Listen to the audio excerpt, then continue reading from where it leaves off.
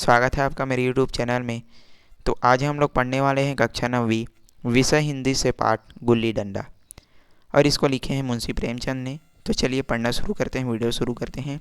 Channel को subscribe कीजिए, अपने मित्रों के साथ ज़रूर इसको शेयर कीजिएगा।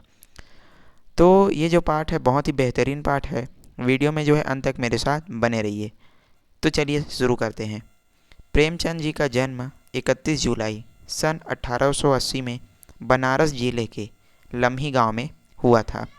तो इनका जो जन्म हुआ था 31 जुलाई को सन 1880 में बनारस जिले के लम्ही नामक गांव में इनका जो है जन्म हुआ था, और उनका वास्तविक नाम था धनपत राय।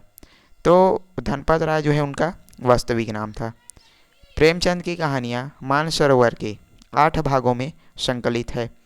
सेवा सदन, प्रेमाश्रम, कर्मभूमि, गबन, निर्मला, रंगभूमि, कायाकल्प, गोदान इनके प्रमुख उपन्यास है।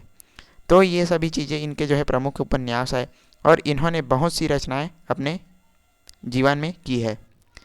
कथा साहित्य के अतिरिक्त प्रेमचंद ने निबंध एवं अन्य प्रकार के गद्य लेखन के साथ ही हंस, माधुरी, जागरण जैसी प्रसिद्ध पत्रिकाओं का संपादन भी किया है। साथ ही साथ इन्होंने जो है गद्य लेखन के साथ साथ जो है अन्य प्रकार के जो प्रसिद्ध जितनी भी पत्रिकाएं हैं उनका भी संपादन प्रेमचंद के द्वारा जो है किया गया है।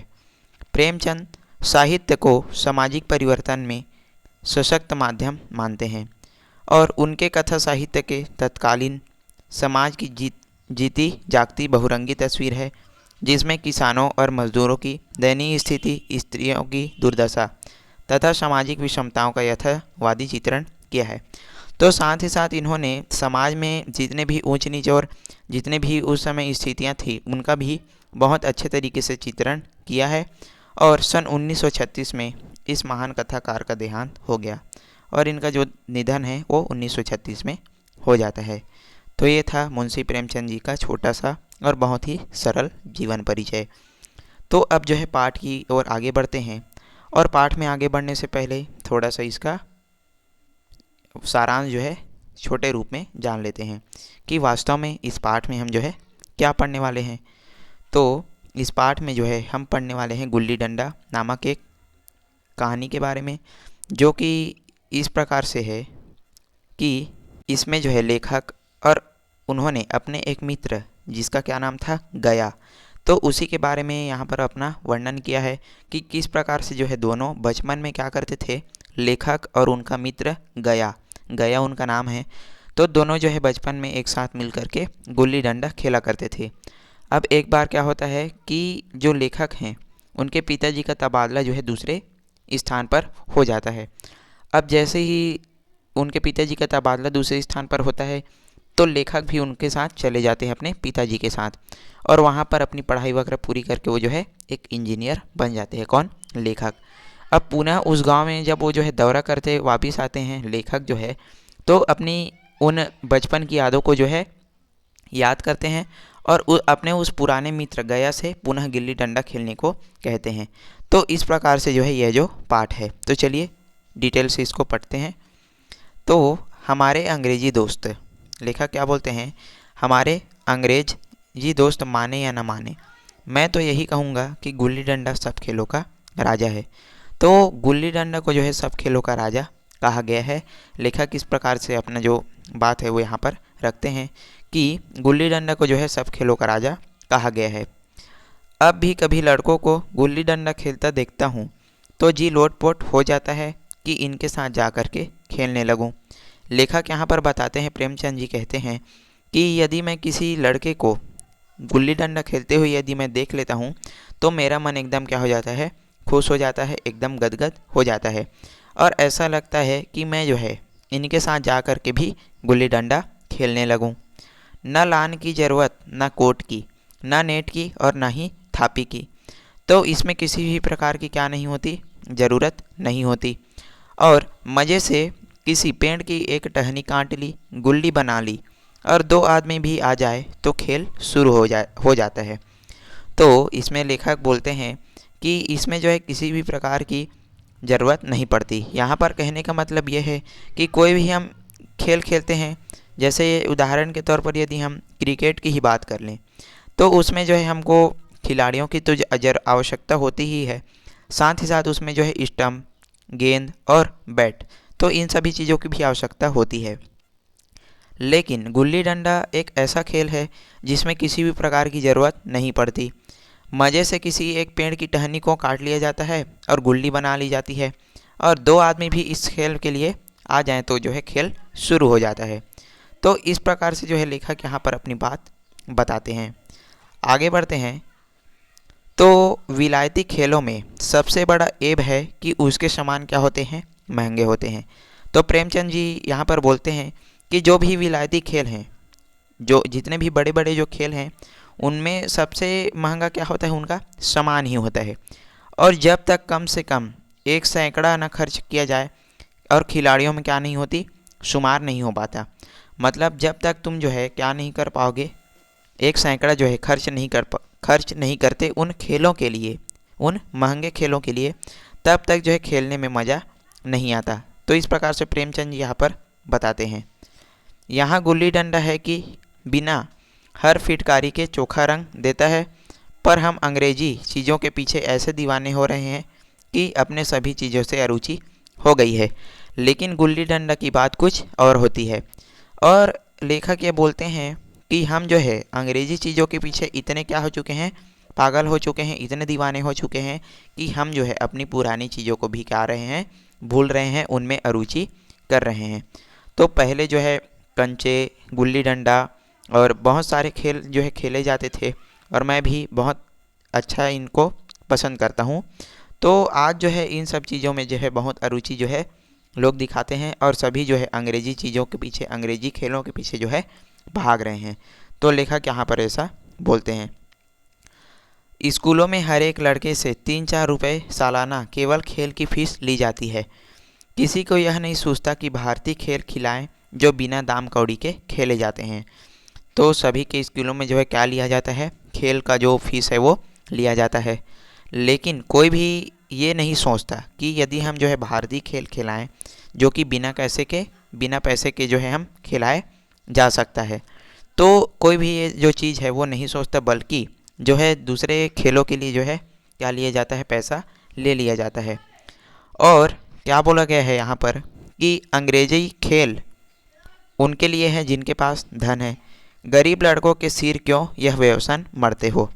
ठीक है, गुल्ली से आँख फूट जाने का भय रहता है, तो क्या क्रिकेट से सर फूट जाने, तिल्ली फट जाने और टांग टूट जाने का भय नहीं रहता।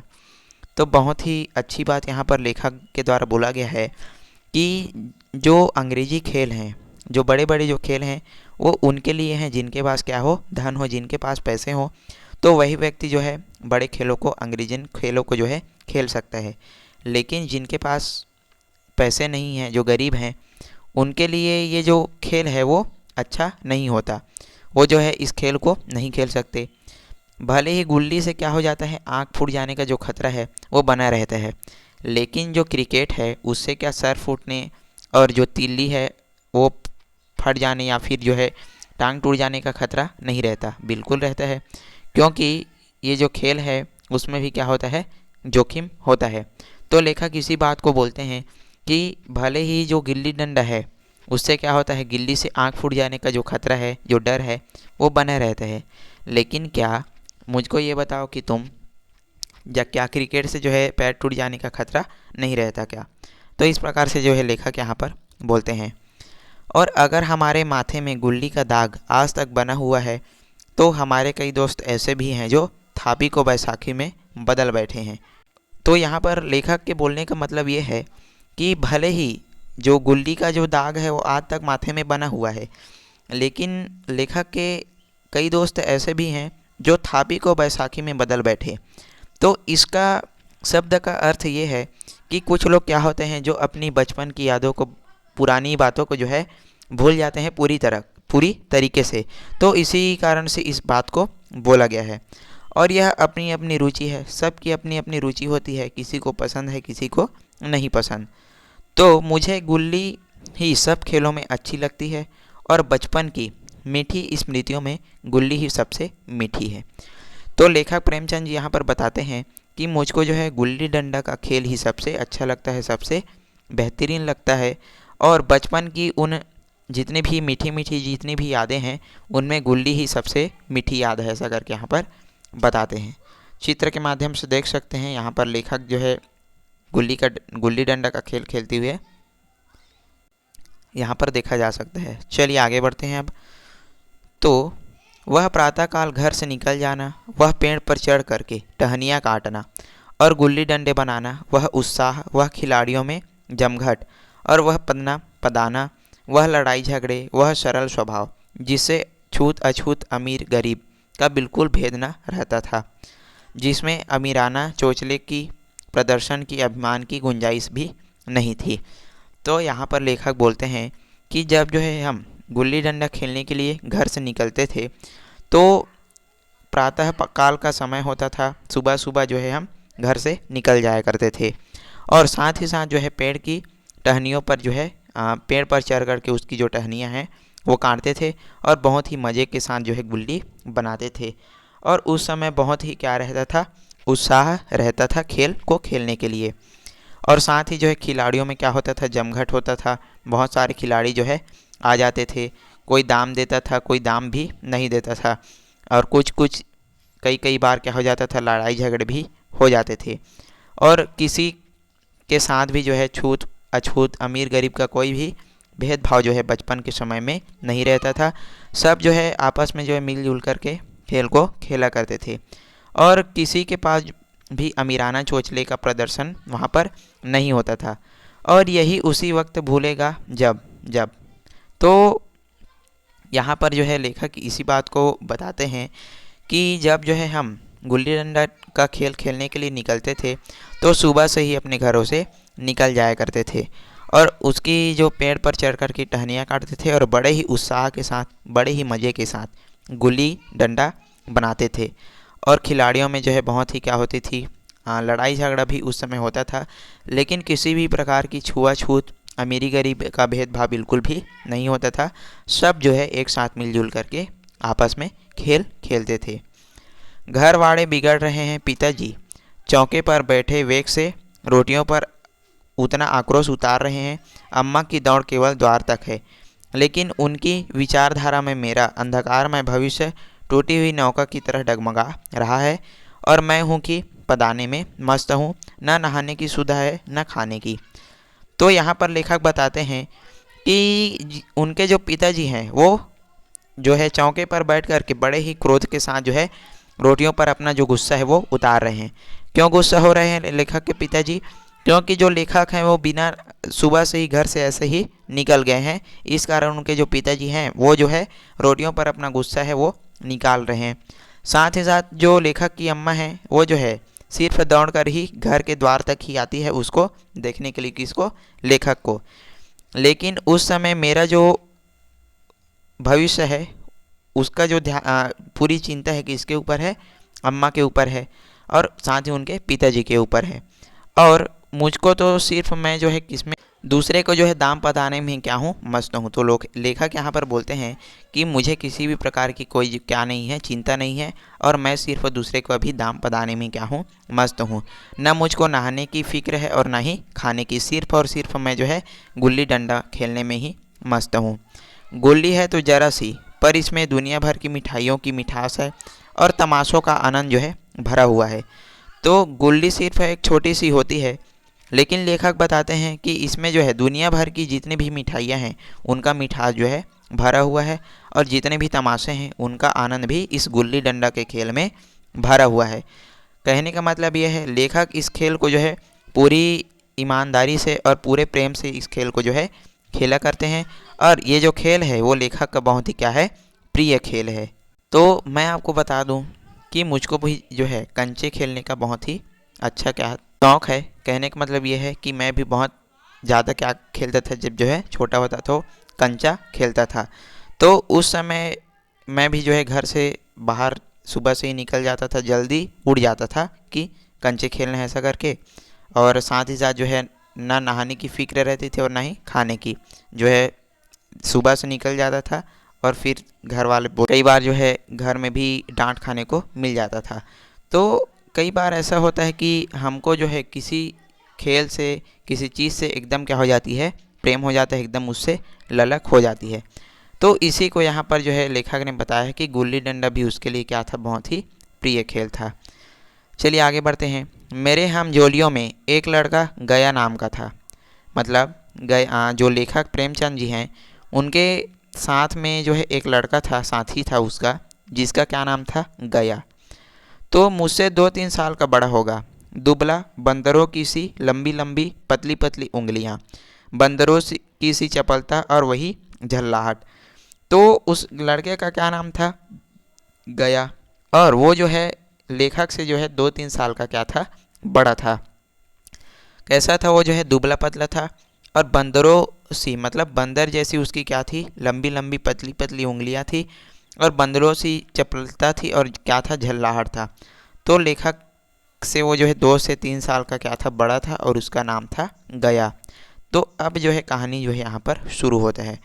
गुल्ली कैसी ही हो, पर इस तरह लपकता था जैसे छिपकली कीड़ों पर लपकती है। जिस प्रकार से जो छिपकली है वो कीड़ों पर जो है लपकती है, ठीक उसी प्रकार से ये जो गया था, जो कि कौन था, प्रेमचंद जी का मित्र, वो भी जो है गुल्ली कैसे भी हो, वो जो है इस प्रकार से उस पर लपकता था जैसे कोई छिपकली जो है कीड़े पर लपकती हो। मालूम नहीं उसके माँ बाप थे या नहीं, कहाँ रहता था, क्या खाता था।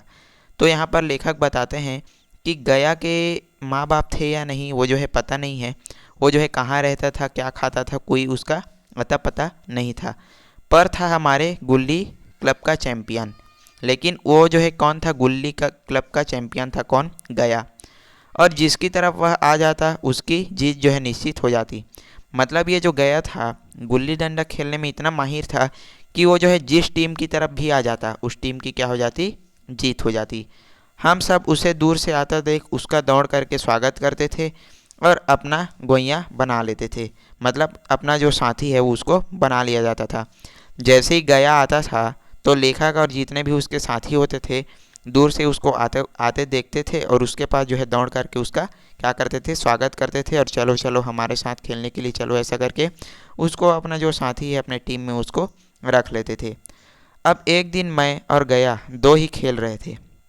अब लेखक बताते हैं कि एक दिन जो है गया और लेखक दोनों ही खेल को जो है खेल रहे थे और वह पदा रहा था, मैं पद रहा था। मगर कुछ विचित्र बात है कि पदाने में हमें दिन रात मस्त रह सकते हैं, पदना 1 मिनट का भी अखरता है। तो बोला क्या गया है कि एक दिन जो है लेखक और गया, सिर्फ दो लोग ही वहाँ पर जो है गुल्ली डंडा को खेल रहे थे।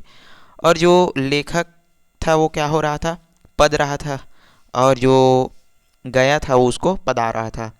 तो यहाँ पर विचित्र बात ये होती है कि पदाने में हमें दिन भर अच्छा लगता है लेकिन पदने में जो है 1 मिनट भी अच्छा नहीं लगता। मैंने गला छुटाने के लिए सब चालें चली जो अवसर पर शास्त्र विहित न होने पर भी क्षम्य है, लेकिन गया अपने दाव के लिए बगैर मेड़ पिंड न छोड़ता था। तो लेखक जो है दाम दे रहा था, दाम उसको मतलब पद रहा था। तो लेखक जो है इससे जो है पीछा छुड़ाने के लिए कई चालें चलता है, फिर भी वो जो है इसमें क्या हो जाता है, असफल हो जाता है और जो गया रहता है उसको पदाने में ही मस्त रहता है। मैं घर की ओर भागा, अनुनय विनय का कोई असर न हुआ था। तो लेखक जो है इससे छूटने के लिए क्या होते हैं, घर की ओर दौड़ते हैं, लेकिन इसका कोई भी असर नहीं होता। गया ने मुझे दौड़ कर पकड़ लिया और डंडा तान कर बोला, मेरा दाव देकर जाओ। तो जैसे ही लेखक जो है क्या होता है, अपने घर की ओर भागने लगता है, दाम मतलब अपने खेल को छोड़ करके, तो जो गया रहता है वो क्या करता है, उसको पकड़ करके दौड़ लेता है और जो डंडा रहता है उसको दिखा करके बोलता है कि मेरा दाव दे करके ही तुम जा सकते हो, ऐसा करके। पदाया तो बड़े बहादुर बन के पदने के बेर क्यों भाग जाते हो। तो जब तुम्हारी बारी आती है तो तुम क्यों भाग रहे हो, ऐसा करके जो गया है वो लेखक को बोलता है। तुम दिन भर पदाओगे तो मैं दिन भर पदता रहूं, हाँ तुम्हें दिन भर पदना पड़ेगा। तो यहाँ पर लेखक बोलते हैं गया से, क्या मैं दिन भर ऐसा ही करता रहूं क्या, ऐसा करके। तो जो गया है वो बोलता है कि तुमको करना ही पड़ेगा, ना खाने जाऊं ना पीने जाऊं, हाँ मेरा दाव दिए बिना कहीं नहीं जा सकते। तो लेखक बोलते हैं कि मैं जो है खाने नहीं जा सकता, पीने नहीं जा सकता क्या, ऐसा करके। तो जो गया है वो बोलता है कि तुम जो है मेरा दाव दिए बिना कहीं भी नहीं जा सकते। मतलब न मैं खाना खाने के लिए जाऊँ, ना पानी पीने के लिए जाऊँ, ऐसा करके तो थोड़ा उनमें क्या हो जाता है, बहस हो जाता है। मैं तुम्हारा गुलाम हूँ, हाँ मेरे गुलाम हो। तो लेखक बोलता है मैं तुम्हारा गुलाम हूँ क्या, ऐसा करके। तो गया बोलता है हाँ मेरे तुम क्या हो, गुलाम हो। मैं घर जाता हूँ, देखूँ मेरा क्या कर लेते हो। तो यहाँ पर फिर से लेखक कहते हैं कि मैं जो है घर जा रहा हूँ, तुम मेरा कुछ भी नहीं कर सकते, मैं देखता हूँ तुम मेरा क्या करोगे, ऐसा करके। घर कैसे जाओगे, कोई दिल लगी है, दाव दिया है दाव लेंगे। तो फिर से गया उन पर बोल जो है क्रोध से बोलता है कि तुम जो है घर तो नहीं जा सकते, यदि तुम मेरा दाव दे दोगे तभी तुम जो है घर जा सकते हो, ऐसा करके। अच्छा, कल मैंने अमरूद खिलाया था वह लौटा दो। तो फिर से लेखक यहाँ पर क्या करते हैं, चाल चलते हैं। लेखक जो गया से बोलते हैं कि मैंने जो है तुमको क्या खिलाया था, अमरूद खिलाया था, उसको तुम क्या कर दो, वापस कर दो, लौटा दो, ऐसा करके। वह तो पेट में चला गया। तो गया बोलता है कि वो तो मेरे पेट में चला गया है, निकालो पेड़ से, तुमने क्यों खाया मेरा अमरूद। तो लेखक फिर से यहाँ पर क्या बोलते हैं कि जो अमरूद तुमने खाया है उसको पेड़ से निकाल दो, तुमने मेरा अमरूद क्यों खाया। तो जब तक मेरा अमरूद न दोगे मैं दाव न दूंगा। तो लेखक यहाँ पर क्या बोलते हैं कि जब तक तुम मेरा अमरूद नहीं दोगे तब तक मैं दाव नहीं दूंगा। तो मैं समझता था न्याय मेरी ओर है, आखिर मैंने किसी स्वार्थ से उसे अमरूद खिलाया होगा। तो लेखक फिर से यहाँ पर बताते हैं, प्रेमचंद जी बोलते हैं कि मैं जो है मेरी ओर क्या समझ रहा था, न्याय समझ रहा था, लेकिन मैंने जो उसको अमरूद खिलाया था वो किसी स्वार्थ से ही खिलाया था। कौन निस्वार्थ किसी के साथ सुलूक करता है, तो कोई भी किसी के साथ जो है निस्वार्थ कोई भी सुलूक नहीं कर सकता। भिक्षा तक तो स्वार्थ के लिए भी देते हैं। जब गए ने अमरूद खाया तो फिर उसे मुझसे दाव लेने का कोई अधिकार नहीं है, क्या अधिकार है। तो यहाँ पर बोलते हैं, लेखक यहाँ पर बोल रहे हैं कि जब जो है गया ने मेरा अमरूद खा लिया है तो मुझसे दाव लेने का उस पर कोई भी अधिकार नहीं है। रिश्वत देकर तो लोग खून पचा लेते हैं, यह में तो मेरा अमरूद यूँ ही हजम कर जाएगा। तो लेखक यहाँ पर बोलते हैं कि लोग जो है रिश्वत देकर के खून को भी पचा लेते हैं, और लेकिन गया ने मेरा क्या कर लिया है, अमरूद खा लिया है, और वो जो है अमरूद खाया है तो मैं उसको दाव नहीं दूंगा। अमरूद पैसे वाले के 5 वाले थे जो गया के बाप को भी नसीब न होंगे, यह सरासर अन्याय था। तो जो अमरूद था वो 5 पैसे का था, और ये जो है गया के बाप को भी क्या नहीं हुआ होगा, नसीब नहीं होगा, और ये जो है मेरे साथ क्या कर रहा है, अन्याय कर रहा है, ऐसा करके जो है बोल देता है। चलिए आगे बढ़ते हैं। तो गया ने मुझे अपनी ओर खींचते हुए बोला, मेरा दाव देकर जाओ, अमरूद समरूद मैं नहीं जानता। तो लेखक यहाँ पर बताते हैं कि गया जो है लेखक को अपनी ओर खींचता है और क्या बोलता है कि जब तक तुम मेरा दाव नहीं दोगे तब तक तुम जो है नहीं जा सकते, और जो अमरूद व अमरूद की बात कर रहे हो उसको मैं नहीं जानता, ऐसा करके। मुझे न्याय का बल था और वह जो है अन्याय पर डटा हुआ था। तो लेखक जो है अपनी ओर क्या मानता है, न्याय मानता है, और वो बोलता है कि जो है गया मेरे साथ क्या कर रहा था, अन्याय कर रहा था। मैं हाथ छुड़ा करके भागना चाहता था। तो लेखक जो है गया से जो है हाथ को छुड़ा करके भागना चाहते थे। वह मुझे जाने न देता, लेकिन जो गया था वो उसको जाने नहीं देता। मैंने उसे गाली दी, उसने कड़ी गाली दी, तो और गाली ही नहीं एक चांटा मार दिया। तो जो लेखक रहता है वो गया को जो है क्या कर देता है, गाली दे देता है। तो जो गया रहता है वो भी उसको गाली दे देता है और साथ ही साथ एक चांटा उसको रसीद कर देता है, किसको, लेखक को। मैंने उसे दांत काट लिया।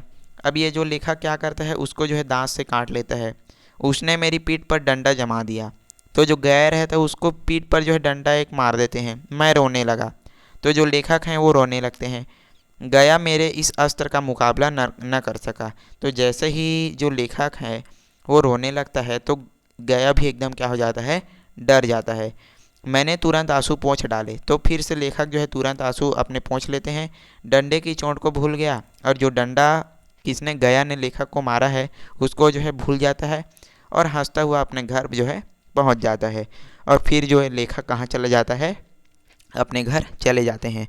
तो इस प्रकार से जो है यहाँ पर लेखक ने बहुत ही सुंदर चित्रण अपने इसे गुल्ली डंडा नामक कहानी के माध्यम से किया है कि किस प्रकार से जो है आमतौर पर इसी प्रकार के लड़ाई झगड़े हम देखने को मिलता है कि कोई हमारा जो दोस्त है कभी किसी बात को लेकर के झगड़ा हो जाता है तो गाली मारपीट ये सभी चीज़ें जो है एक सामान्य सी बात होती है।